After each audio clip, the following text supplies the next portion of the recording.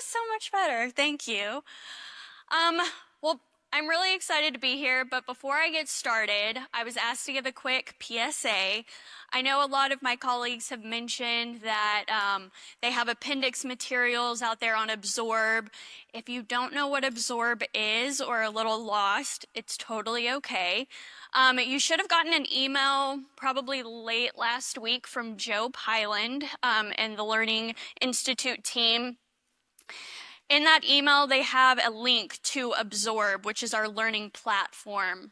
All of our presentations, all of our supplemental material, all of our bios, if you're interested in stalking any of us, all that good fun stuff is out there. If you have any issues getting into Absorb, the entire Ovation team knows how to do it. We're always happy to help. The Learning Institute crew is back there in the corner. Very happy to help you. So find them during breaks or go back there at any point and they can help you get in there. So, good? Awesome. Okay, cool. All right. Well, I'm really excited to be here. Like I said, even more excited that I'm no longer after lunch and I don't have to keep you guys awake. Hopefully you restocked on your coffee.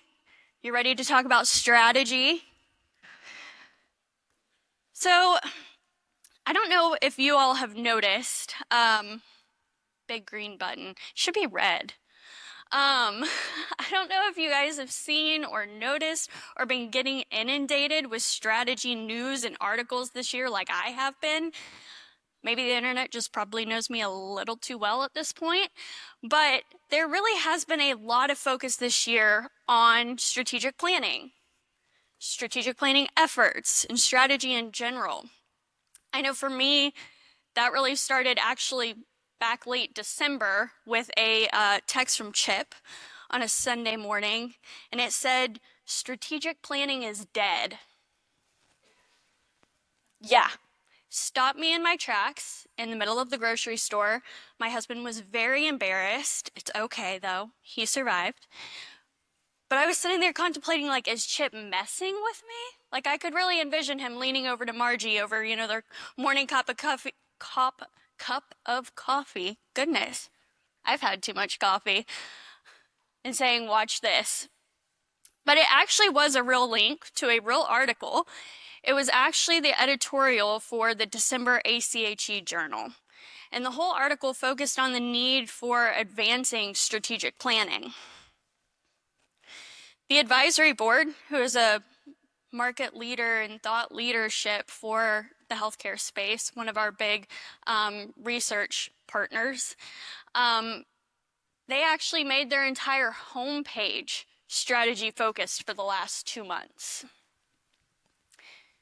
And then I know a bunch of you have seen this Becker's article because many of you sent it to me, which I love.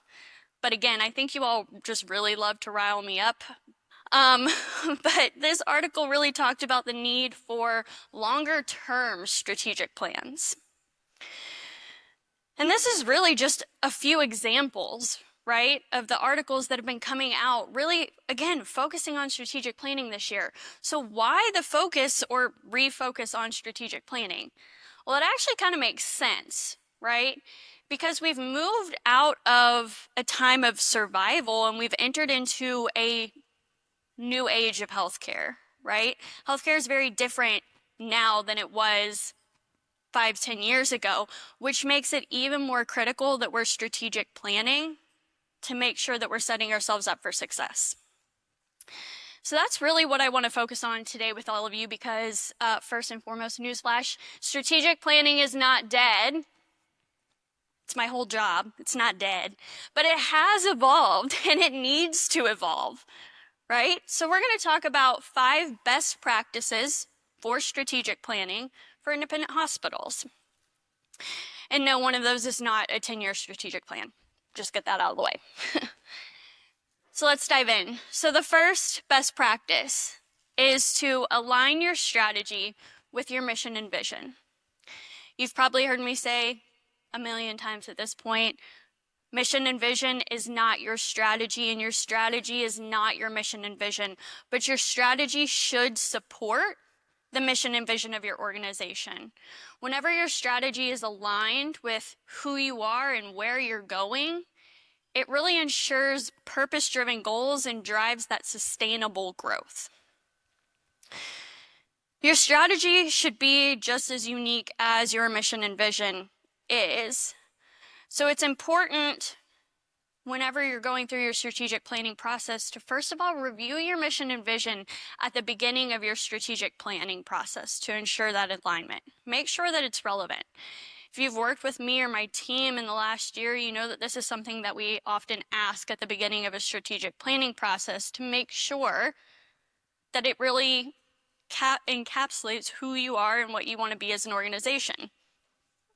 Second, as you work on identifying those strategies and your top priorities that you're going to be working on, make sure that you're taking the time to pause and ask if those strategies support the mission and vision of your organization. I loved this quote from that ACHE journal article that Chip sent me. It said, "It's not about pursuing random initiatives. It's about designing a strategy that reflects the organization's long-term goals."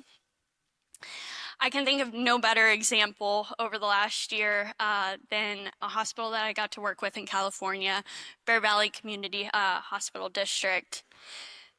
Throughout their strategic planning process this year, they realized that their organization wasn't aligned with their mission and vision. It didn't represent who they are currently or who they wanted to be. So we actually, throughout the process, worked with their stakeholders, a whole variety, including the community. We did surveys for their staff and their leadership and updated their mission and vision. That way it reflected who they are, where they want to go, and that way their strategy now supports that. Best practice number 2, utilize data to drive decision making. We have more data accessibility now than ever that really allows us to move from guesswork to science. We no longer need to rely on our intuition or worst, our guts, to make those decisions. And while there's no perfect data set out there because people are kind of private, go figure, we do have enough data to inform good decision making, to identify opportunities, to mitigate risk, as well as to measure progress, to make sure that our strategies are working and if we're on course, or if we maybe need to pivot. So how do we go about doing this? You know, I know that a lot of organizations, you really struggle with data. That's really normal. But the organizations that are able to make that investment and learn how to utilize data can actually turn that data into a competitive advantage. So we can do that by starting to seek answers to the questions that you're looking to address in your strategic plan. And you can do this through market analysis, analysis of community health, health equity, and feasibility analysis. Feasibility analysis, that's a very broad, large term, but that can look like service line planning, service line profitability, and proactive pro formas.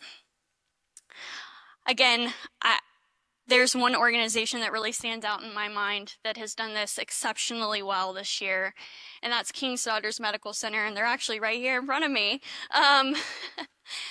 King's Daughters Medical Center in Mississippi, we're in the midst of their strategic planning process right now, and it has been a lot of fun. They have left no rock unturned.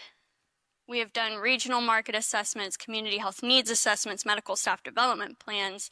We've done a service line plan. And throughout that entire process, they were really looking to make sure that they were making very informed decisions about their market, what opportunities that they had, making sure that they're setting their organization and their community up for long-term success. And even now, as you know, we meet continually on their strategic plan, and we're meeting later today, as they're laying out the priorities and the initiatives, they're very conscious about what is going into their plan and making sure that it can be measured and that there's metrics tied to those priorities. And I think that that is going to really benefit them in the long run. Best practice number 3, Seek greater stakeholder engagement. Historically, strategic planning was kind of a top-down affair. There was, people that got gathered in a room and made decisions based on really limited views. And sometimes that led to critical opportunities being missed. So by seeking and involving a variety of different stakeholders and diverse perspectives, it allows you to identify additional opportunities and help with decision making. It also enhances buy-in, which is not only important for our organization's leaders, but it's also important for our community partners. Sometimes we forget about our community partners during strategic planning, but our community partners have really good insight. They've got really good perspectives, and they can also help you advance not only your strategic initiatives, but your community health initiatives as well. Whenever you allow these stakeholders some buy-in and input into the plan, it also helps improve implementation success through accountability. When people are involved and they understand where the decisions and why decisions are being made and they get a say in that, they see their piece in that, there's greater accountability. So really the key here in involving stakeholders is to cast a wide net. Expand on what's always been done. I know that many of us, and if you've worked with my team, we do key stakeholder interviews, but I encourage you to think a little bit broader, outside of the box, what's always been done. Are there community partners that we've been missing? Are there community leaders that have been missing? Are there other groups that we should be including in that? This is also a really good place to utilize technology. Technology allows us to systematically gather, analyze, sort a lot of diverse perspectives and get that really unfiltered feedback. A really innovative and awesome example of involving stakeholders to me that stands out is Northwestern Medical Center in St. Albans, Vermont. Yeah, we got to do a strategic plan with them almost a year ago, 11 months ago, actually. We did their strategic planning retreat. But they rebranded that strategic planning retreat to be a strategy summit. They did that to be more inclusive of a variety of different stakeholders. We met with medical staff, with department leaders, with community partners. They were all part of that strategy summit, including the board too, which allowed them to have a really well-rounded plan. It really influenced their plan in a very positive way. And not only that, it has now 11 months out, it has led to a lot of good opportunities for them. It's increased the buy-in to their plan. Their community partners are really engaged. They're engaged in a collaborative that they've been able to advance because of the groundwork that they laid during that strategy summit. All right, best practice number 4. I probably shouldn't have favorites, but I could probably spend entirely more time than you guys want on this one. Number 4 is to transcend basic operational requirements. I, as one of my colleagues in the back, brilliantly borrowed this from that Becker's article because I think that they said it so well. Market makers transcend basic operational requirements to create true competitive advantages amid market turbulence. Healthcare is a very conservative industry. We work in an incredibly conservative industry that's very hesitant to disrupt. In fact, it's taken a lot of outside industries to come in and disrupt what we do and how we think. So true competitive advantage really comes from a willingness to explore and be creative. And those competitive advantages in turn lead to long-term sustainability and relevance. So how do you go about getting or assessing competitive advantages? I think it's important to answer kind of these 4 questions throughout your strategic planning process. First, what does innovation look like to your organization? Again, that's very individualized. And no, I'm not talking about, living in the age of the Jetsons. I mean, I wish we did sometimes, but that's not what I'm talking about. But looking for ways that you can feasibly and sustainably innovate within your own organization. Are there any new channels or markets that you should explore? Operative word there being should. Not every market you should be disrupting. You don't need to offer every single service line that's out there, but it's important to evaluate those and look for the opportunities. Third, what does true cost transformation look like? I know we spend a lot of time evaluating cost containment. It's really important, especially as inflation is on the rise and it's getting costlier to deliver healthcare. But true cost transformation is going to be even more important as we move forward, as we think about how healthcare is going to be reimbursed in 10 years, how care is going to continue to get more and more complex, and is going to in turn be even more costly to deliver. And so how can you continue to make strides toward that operating model of the future? How can we fortify our revenues? And what does true cost transformation look like to your organization? And then finally, what does the future of healthcare look like to your community? And how are you and your organization going to drive that? Again, not taking a back seat and being reactionary to your community and their needs, but how are you going to drive that demand within your community? I want to kind of talk about a really innovative, unique organization out in Nebraska, Phelps Memorial Medical Center. They are a small, very rural critical access hospital.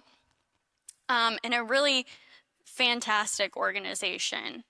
They have more services than probably any other critical access hospital. They've got an innovative model, and they are really kind of on the forefront of thinking about how to do things differently. So when my team and I got the opportunity to work with them this year on their strategic plan, selfishly a little bit, I wanted to know what made them different. What made them stand out? How did they get to this place of sustainability, right? And what it came down to is they were really open and willing to be challenged, to think about things differently. The conversations that they had, when we think about the willingness to be creative and explore unique solutions, that is what they're constantly wanting to have conversations about. And I think, the true power behind strategic planning is erasing the notion of preconceived notions, right? It's erasing the notion of preconceived notions, and they have done that in a really incredible way because they have expanded on what it means to be a community hospital. They've bought the movie theater in town when it closed down because that impacts the economy, the livability of their town. It's an employee and it's a community benefit. They've also bought an apartment building because that apartment building was going to be sold to a very large company out of a very large city. They were going to jack up rent prices and force out really long-term tenants. And so by purchasing that apartment building, they gave their community housing, affordable housing, because they were able to stabilize those rent prices. Again, all affecting their community, the economy. Being a community partner, they've found innovative ways to bring in specialists and different care, as well as work with regional partners to do the same. Okay, last but certainly not least, best practice number 5, move directly into strategic execution. I know no one is shocked by this. I feel like we've been preaching about this, as Chip would say, for over a year now. But it is really important to move directly into strategic execution to keep the momentum going post-strategic planning to bridge that gap. This will allow you to maintain that clarity and focus that we often gain during strategic planning. We put a lot of time and effort. We have a lot of really good conversations. But then when we put the plan on the shelf and the day-to-day gets in the way, we really forget about all of that. It also helps speed up results and drive those competitive advantages, right? Because in that strategic plan, hopefully we're setting up, good initiatives that are going to set us up for success. And so by keeping that momentum going and executing on those immediately, you start to see those competitive advantages and those results a lot quicker. And then finally, it enhances accountability. Again, whenever you've got everyone, that momentum going, people see their place in the strategic plan, it does help with that accountability. So how do you go about doing this? First and foremost, even if I could only have one point, it would be this point. Make the time commitment and prioritize. Prioritize, prioritize, prioritize. Prioritize. You make so much time. You make the time commitment to put together an actionable, meaningful strategic plan. For many of you, that is a good 4, 5, maybe an 8-month process that you commit to making that strategic plan. And then we end up putting it on the shelf. So you got to make the time commitment to then execute on that. And the first step of that is to prioritize that plan. For many of you, you're making a 3-year strategic plan, a few of you a 5-year strategic plan. So it can't all be done in year 1. And if it can, then we should probably look at your strategic plan. So you're going to have to prioritize those efforts. It's also important to utilize project managers to drive tool development and tracking mechanisms. Again, making sure that we're monitoring our progress.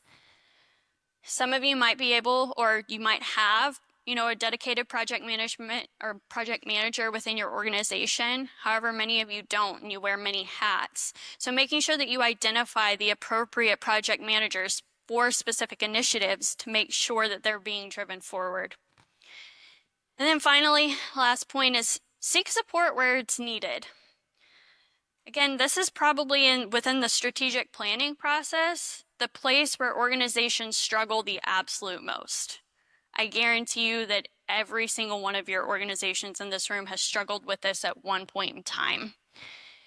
And so if you don't have the tools, sometimes you just don't know where to start. You need a facilitator to help you prioritize. Make sure that you identify that early and seek support where it is needed.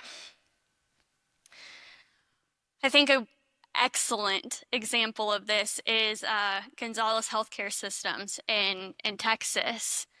They did a great job this year, or actually end of last year. We wrapped up their strategic plan, and they have struggled in the past with execution. And so they made the commitment throughout the strategic planning process to make that time and that commitment to prioritize their efforts, to identify those key projects. And so right after their plan was approved, they immediately moved into that next phase and got to work. And it's been really fun and great to see. All right, so if you take nothing else from this presentation, my 5 key takeaways. First and foremost, trends are going to come and go. Everyone has an opinion on the one hospital strategy that every hospital needs to have, or the one priority that every organization should be working on, or the absolute best strategic planning process. There's always going to be something out there. But the best strategic plan is the one that you're actually going to use, the one that's actually meaningful to your organization.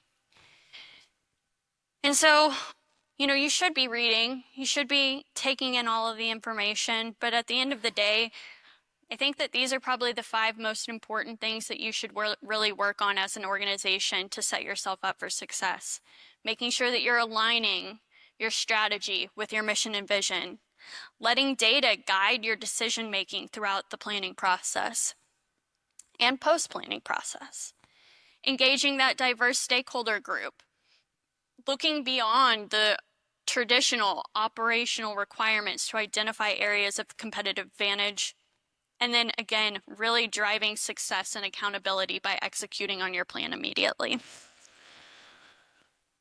Well, I appreciate all of your time.